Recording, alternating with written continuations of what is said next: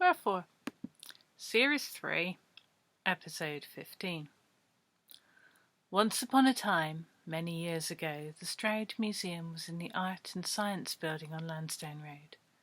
You may have been there, or you may have dreamed about it. If you remember the massive figure of a dinosaur, this is not necessarily proof that you were dreaming. That's local artist Andrew Wood's dinosaur, although not the thing he is most famous for. We can skip over the arguments about what he's really most famous for, because I'm going to assert that locally it's for putting words up, letter at a time, on poles outside his home. You may remember the bees on the stairs. You may be fairly sure that you dreamed about the bees or misremembered them. Were they not in one of the Gloucester museums all along? And that stairway looks more like a tower in a castle, and surely no one in their right mind would have bees in a museum and just leave a window open for them to get in and out. There are many people over the years who have brought their bees up during therapy sessions with Marjorie Peaseblossom. What we all want to know is, were there really bees in the stairwell in the museum, or did we just all dream that? Unfortunately, Marjorie's skills do not extend to ascertaining what was a dream and what is a recollection of something so surreal that your brain assumes it must have been a dream. She's been asking round about the bees for years. Anyone who thinks they can remember simply goes through the same thing of being fairly sure that it really happened somewhere else or that they dreamed it. I remember the bees. I have asked the people who must have been responsible for taking me to see the bees, and they are adamant that there were no bees. A few years ago, I went to visit the dead in the Science and Art Building.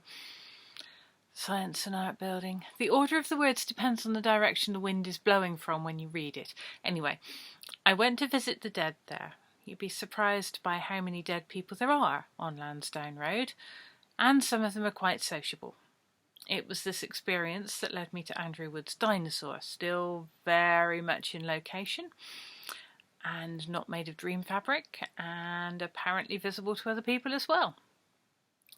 I could not find the staircase that I was sure must have been there for the bees, even though my feet seemed sure about the direction to go in. Stroud is one of those places where the relationships between life and story, solidity and dream get a bit messy at times. As far as anyone can tell, it all started with Laurie Lee turning his childhood into literature.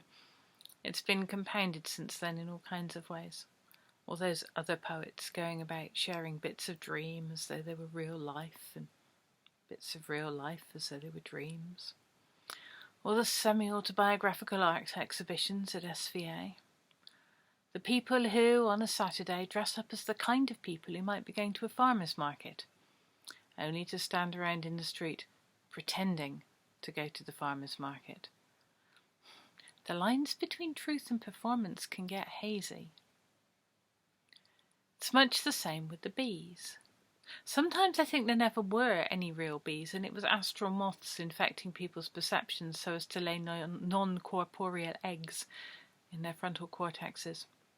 There were never bees, and what we dreamed we saw were really the spirits of psychogeographers travelling through time to points before anyone had invented a word for them. They were not bees. They were the ghosts of unsuccessful poets whose attempts to blend alcohol and nostalgia proved uncommercial and bad for the liver. There may, of course, be no connection between any of this and the summer when the massive bee swarm hung pendulous from an apple tree at the museum in the park. Most of Stroud's museum content moved into this larger venue some time ago. The museum took its grumpy gods with it, some of its dead people and some of its dinosaurs. The ones that hadn't been made in situ, at any rate. The new building definitely doesn't have a beehive built into the stairs. This appears to be a deliberate choice, and it may be because with bats in the attic already it has fulfilled government quotas for whimsy and wildlife. Technically, there's only so much cute creature content you can include in any one project. Wherefore, you may have noticed, is well over that limit, but we get away with it because we're not actively seeking Arts Council funding.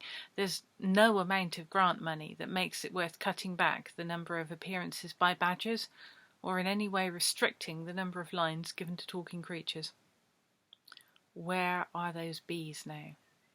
Have they settled in some sensible location, or do they buzz their way through remembered summers and dreams in the museum as it was? Do bees move through time in the way that we do, or might they be going in the other direction? Why does no one else have delicious vomit? We're giving bees a hard time right now. We deprive them of habitat and spray their food with poisons, and there's no real excuse or justification for doing either.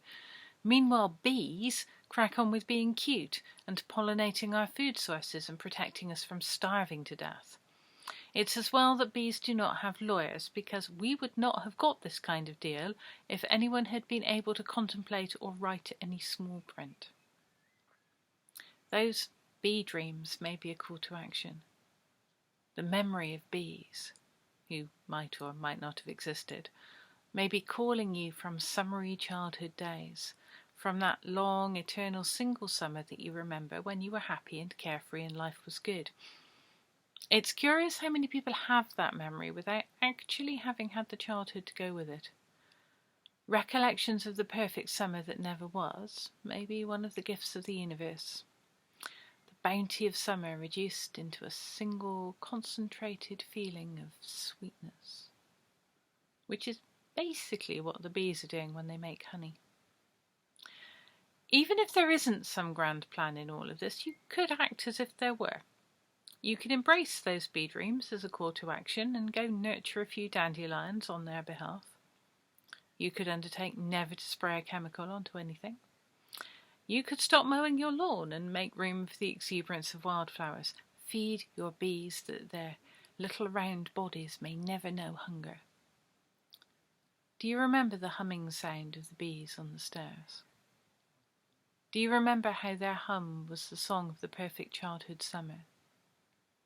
It is still just about possible to hear them, and so important to keep listening.